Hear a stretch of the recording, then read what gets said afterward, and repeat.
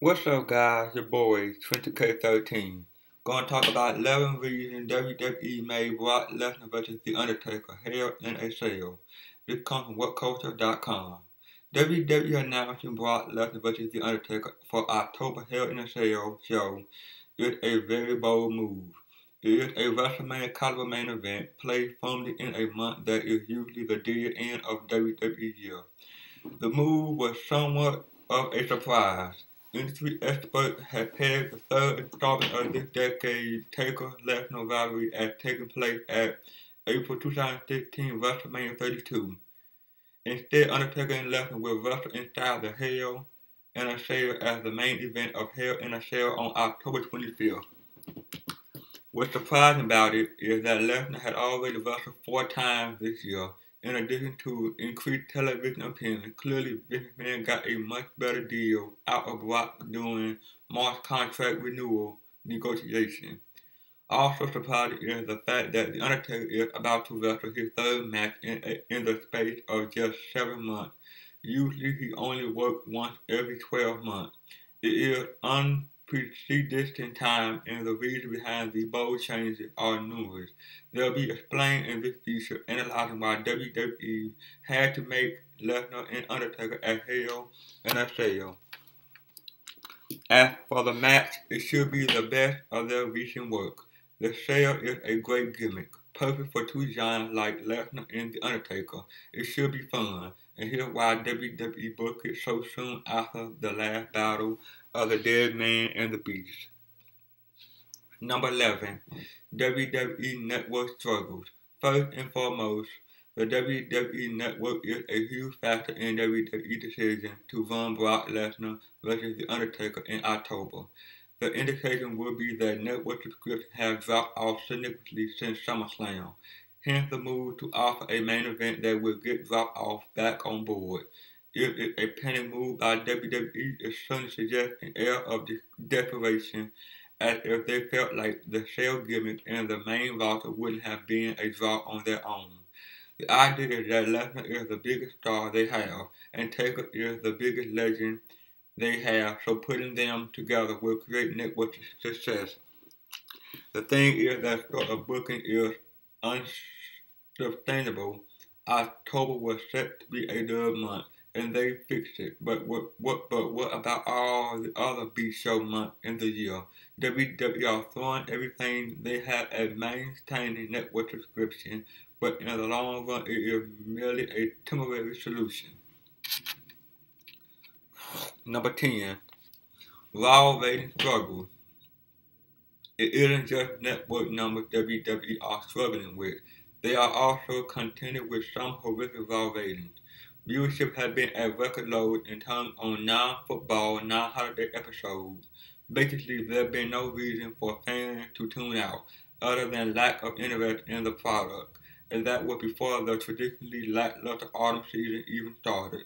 Fearing a destruction in the ratings during October, WWE have clearly acted to put in place something that will draw interest over the coming weeks. Lesnar and Undertaker appearing on Raw seems likely. The fact is, had WWE saved Lesnar Taker for WrestleMania, subscription and viewers were going to be strong in that period anyway. By booking it in a low season, they gave a boost to what would have otherwise been stagnant business this October. Number 9. The 2002 Cell. The Undertaker vs. Brock Lesnar is actually a Hell in a Cell sequel. Both men compete against each other inside the Cell at No Mercy in October 2002. Here we are 13 years later with the same match in the same month. The match the first time around was good, a narrative-driven contest which Lesnar won. Part of WWE's decision to book the match again is likely based upon how critically well received that first Cell match was. Some perceive it as the greatest match in the entire Lesnar-Undertaker rivalry. It makes sense to go back to what has worked well in the past. Number 8. Failure of the feud. Part of the Lesnar-Undertaker Cell booking feels like WWE giving up on the feud. It didn't pan out as the WrestleMania bound epic they expected it to be, so they are dropping it off at Hell in a Cell. It isn't that the SummerSlam match was bad. It is just that the creative was abysmal, far from feeling like an epic feud. It felt more like a forced together narrative. Seeing The Undertaker performing low blows was just baffling. Fans didn't really know how to take the character, and the SummerSlam finish just didn't have the necessary wow factor to power the feud through to WrestleMania. Aware of the critical problem around the Summer Showdown, WWE will like to book the story to end sooner rather than later. So far, we had one bad match, a ton of bad creative, and not a lot else. Ending it and moving both men on to better things is the right decision. Number 7. Hell in a Cell timing. Hell in a Cell has historically been a place that few go to accumulate. In that respect, the timing just worked out well for Lesnar vs. Undertaker. Rather than extending the feud for months on end, it just made more sense to do the finale match in a finale setting at Hell in a Cell. It is a befitting occasion. The timing also made sense in that Hell in a Cell will be just a couple of months removed from the last Lesnar Taker battle at SummerSlam. It keeps things fresh, giving continuity to what was the biggest feud of the summer. Fans who expected to wait months for a res- resolution to August's controversial finish can now see the finale in October, when the drama is still relevant and nothing closes a feud quite like Hell in a Cell. Number 6. Los Angeles. Hell in a Cell will be taking place in Los Angeles, and that's an important consideration for WWE booking Brock Lesnar and The Undertaker as the main event. LA is a hub of media and big business. By putting Brock Lesnar in a major match on the show, it ensures WWE has improved exposure with major mainstream outlets. Lesnar is a draw for big media, and it makes sense to utilize him. The location is also important because it is the Staples Center. It is a major stop on the WWE calendar, and they can expect to fill 14,000 seats. It was also traditionally the home of SummerSlam in recent years, and in some ways it is like WWE are doing a version of their SummerSlam show, but in October for the Los Angeles crowd. Number 5. Alternative WrestleMania plan. WWE did think about Brock Lesnar vs. Undertaker 3 taking place at WrestleMania 32, but the value in repeating the match had withered and there were stronger options on the table for both men. Interestingly, one of the options was possibly Sting vs. Undertaker, moving Lesnar vs. Taker from Mania to Hell in a Cell and doing Sting vs. Taker at Mania. It would have been a wise move. After all, Sting vs. Undertaker is one of the biggest matches never seen, but Sting's performance and injury at Night of Champions looked to have ruled that option out. It is unknown who Undertaker will face at WrestleMania, if it isn't Lesnar or Sting, but John Cena could be a great candidate for the spot. As for Lesnar, there are a range of opponents he could have a big match with at Mania. Wrestling Taker in October leave him free to face the likes of Roman Reigns or The Rock next April. Number 4. Lack of viable main event on the full-time roster. A big issue that is exposed by the booking of Lesnar and Undertaker is that the full-time main WWE roster is seriously lacking in star power. What else could WWE have conceivably have gone with a Hell in a Cell? Rollins Cena?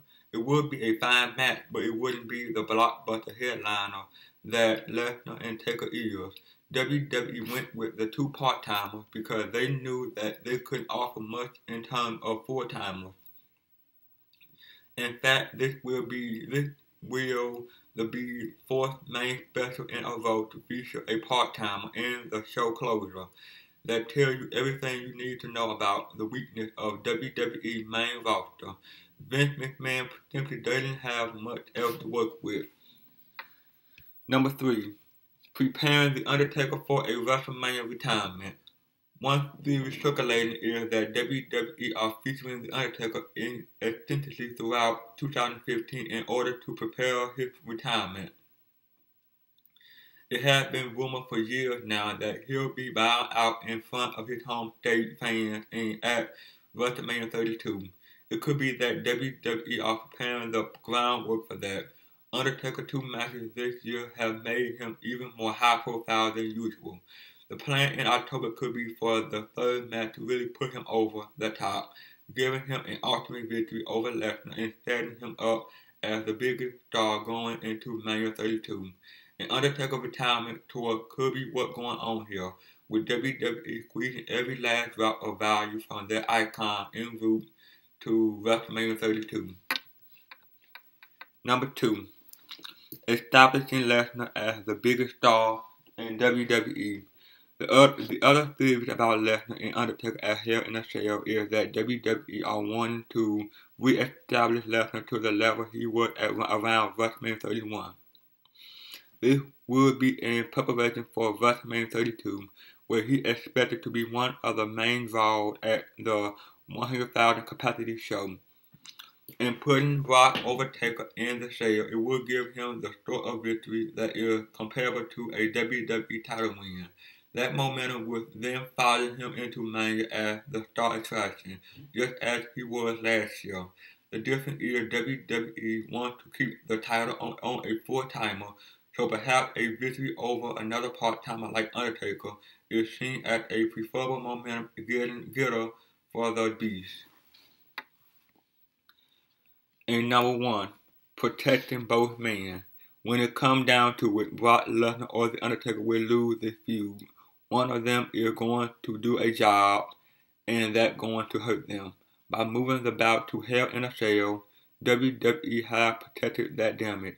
At least to some degree, there's a difference between a job on a Beast show and a job at WrestleMania. The company doesn't want either man to be on the end of a loss, but it can do damage limitation by booking it in October.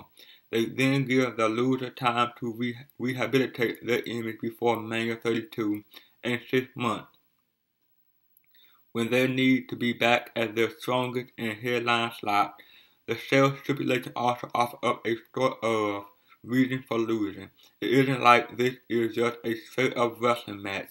It is a barbaric gimmick that involves chains, mesh, and assorted weapons. Whoever loses will have been put through a spectacularly draining contest, hence they won't look like a normal loser.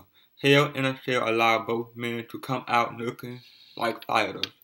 Well, that is, guys. Like, comment, subscribe. See you guys on the next one. Peace.